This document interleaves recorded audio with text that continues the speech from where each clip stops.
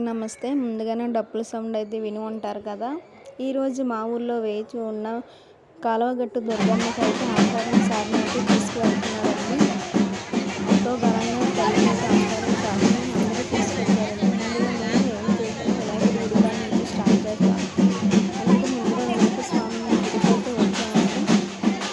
చూస్తున్నారు కదా, ఇదే మా ఊర్లో ఉన్న వినాయక స్వామి. ఆ తర్వాత మా ఊళ్ళో వేచి ఉన్న గంగాలమ్మ తల్లికి రాముల వారి గుడికి కూడా వెళ్ళి ఆ తర్వాత తల్లి దగ్గరికి అయితే వచ్చామండి. ఈ తల్లిని గురించి ముందే నేను ఒక వీడియో అయితే చేశాను.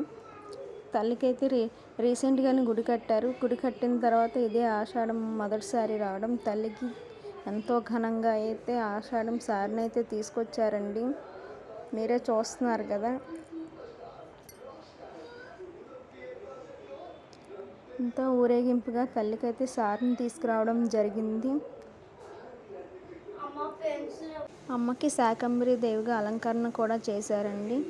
మీ ఊర్లో కూడా ఇలాగ అమ్మవార్లకి అయితే సారి సమర్పించినట్టయితే కింద కామెంట్ అయితే చేయండి. అమ్మ ఆశీర్వాదాలు అందరికీ కలగాలని నేనైతే మనస్ఫూర్తిగా కోరుకుంటున్నాను.